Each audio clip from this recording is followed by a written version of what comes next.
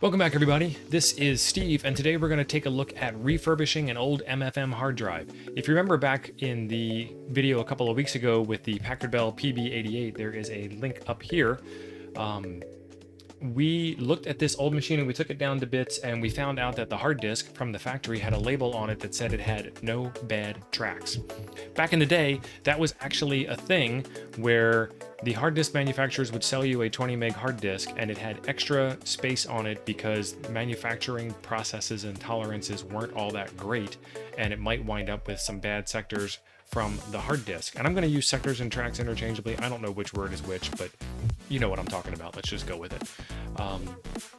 So I wanted to check to see if that was actually true, and I also wanted to refurbish this drive and bring it back to health and figure out if it was set up for the optimal performance. Optimal performance on an old MFM hard drive is determined by interleave, and interleave is a method of transferring data, amount of data that's transferred per pass of the disk under the head, and also a factor of your bus speed and your controller speed and your processor speed and all of that, and there were ways to change all that stuff. Another thing that happens with these older drives is you used to have a machine that was a desktop machine, and if you wanted a tower machine, you'd take that desktop machine and turn it on its side. And because, again, the factory tolerances of these old machines, when you turned it on its side, the heads didn't line up with the disk platters the same way that they used to, and you would get data errors or performance issues as it had to retry reading the data from the disk. So you can reformat the disk. And this isn't your typical DOS format and your partitioning. This is low-level formatting where you're laying the individual sectors down inside of the tracks that hold the data in the first place. So this program, Spinrite, written by Steve Gibson, is the program that I used all the time when I worked at the computer shop back in the day, and I wanted to show you what all it did for me back then. So let's get right to it. Oh, my old buddy DOS, how I miss you so. All right, let's get Spinrite started up and see what we can come up with here. No, I didn't need a capital S. I was just being fancy.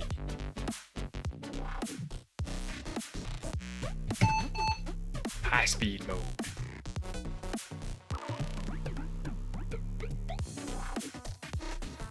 So one of the things that Steve Gibson did pretty well with this was make a fantastic, beautiful interface. This actually even looks good. It might actually look better on the monochrome screen in the compact portable that I was using it on before this one. This, however, is a VGA card. We have all the blue and cyan and white goodness. Make sure you boot this thing from a clean disk, and that is absolutely true. You don't want to boot the hard disk that you're going to be fixing and then run the software off of that same hard disk, because there could be some problem underneath of the software or the operating system, and then you not be able to reboot again. So he wants to make sure that you're capable of booting cleanly and recovering from this mess. Probably also says something about doing a backup, but you know, backups. All kinds of information about hard disk care and maintenance. We're just going to go through what it looks like. But this was, and still is, like the go-to program for doing this kind of thing. And I want to proceed directly to the main menu. And I want to begin Spinrite analysis. And in this case, I booted the machine off of the XT IDE with a compact flash adapter and a compact flash card and DOS 3.3. and swap that all around in the BIOS ROMs that come on this machine. So D is actually what C would be if it didn't have the compact flash adapter. Way too much information, just take my word for it. D is the right drive to do this on.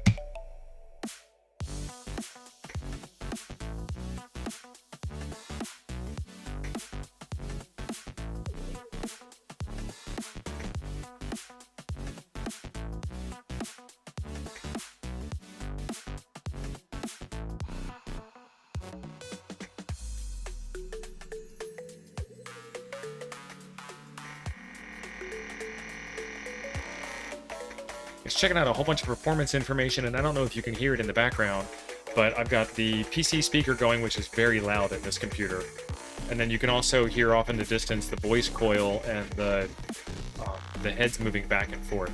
And what we're trying to do now is just get some performance metrics of the drive. I think this is just for show, because you really don't need to know the performance metrics of the drive in order to repair it. But it's nice to know anyway.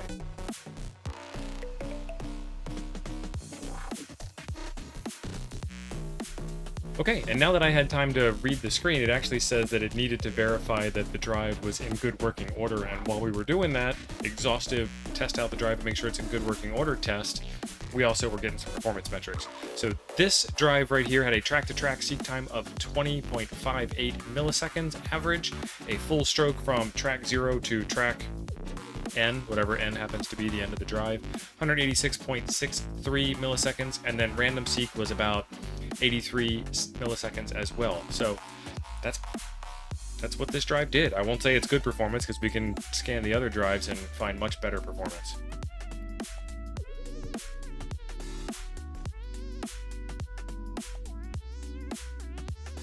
All right, quick summary of this screen. The disk RPM is 3600 RPM, which is actually speedy for its day, but we've seen 5400, 7200, 10,000 RPM drives, probably even a little bit faster, and now we have drives that don't even have revolutions per minute. They're solid state drives, they don't move at all. Measured intersector angle is 20.28 degrees. Data bits per track is 69,632. This is an MFM drive.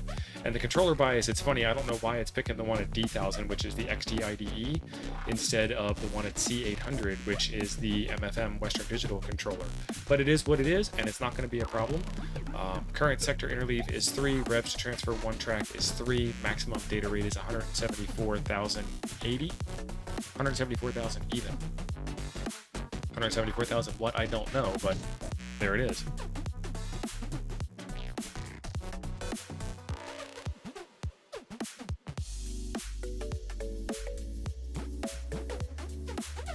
Alright, all set. Drive D can be successfully low-level formatted.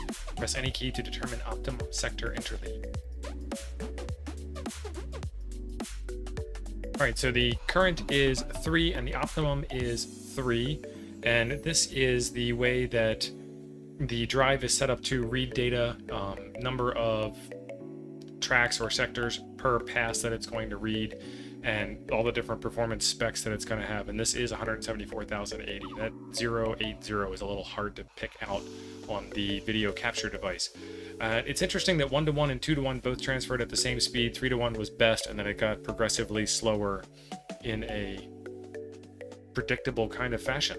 So 3:1 is the current and 3:1 is the optimum, and that might change if you have a different controller card or different processor speed or something along those lines, but it's the current and it's the optimum, so I'm going to keep it.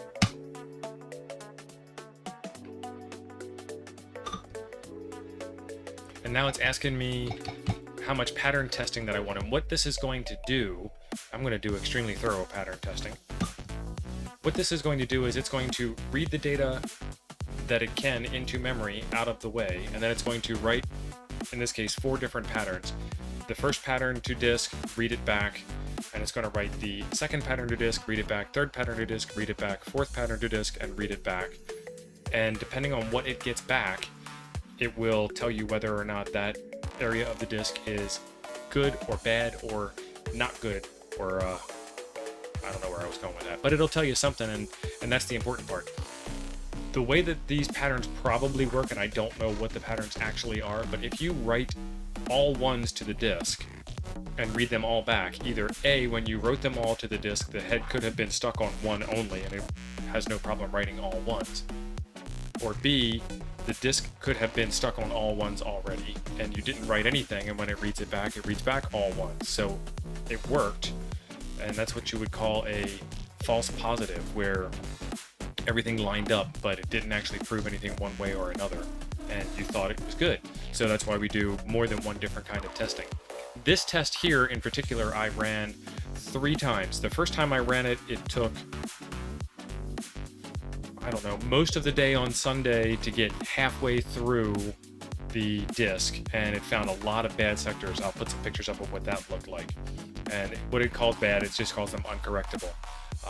And then I canceled that and I restarted with a deeper pattern depth of 4 instead of 3, and it got all the way through the first half that it already tested with no problems whatsoever, and then started finding problems from that point all the way to the end of the disk.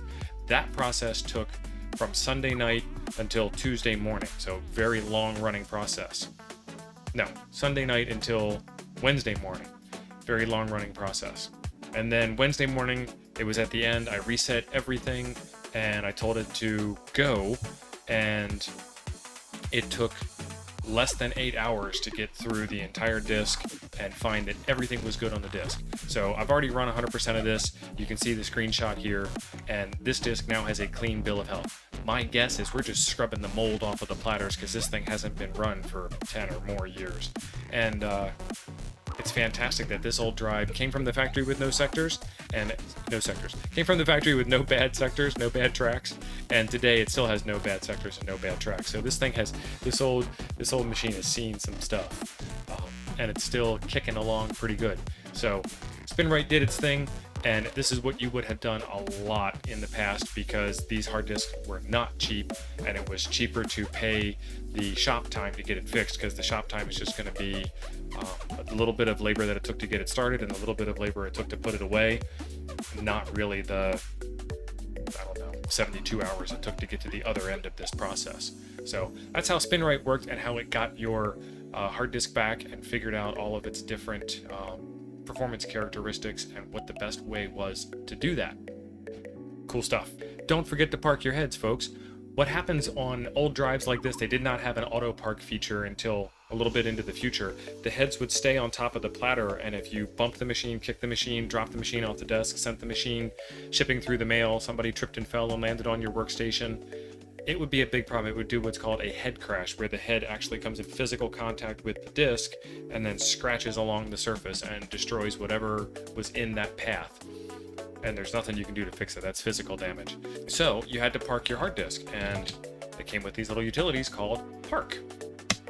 You run Park, and it says heads parked on 2 drives. Some of them didn't even say this much.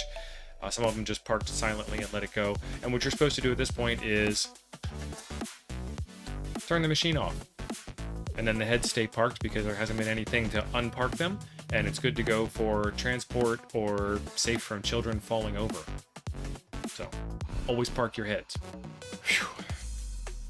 That took a long time to get through, and I had to listen to this beauty sing to me and make all kinds of interesting noises. It was really interesting to note that it actually was singing when it was doing the tests on the bad data sectors, bad data tracks on the drive. It would make this little humming sound that you don't normally hear, and it's not the voice coil, it's not the heads moving, it was actually like you could hear the data being written and the drive struggling to get to it. And then once all of that was clear, there wasn't any problems anymore, it never made that sound again, which was very interesting to note. We did have it set up for optimum performance, that was great, and now I am safe and happy and sound in the knowledge that this machine will last for another couple of decades of service, hopefully. So stay tuned to the channel, be sure to subscribe and ring the bell, because in about 30 years, I'm going to rerun this drive through its paces and see how well it fared. I'm kidding, I probably won't have this machine in 30 years, but you never know. Thanks for being awesome.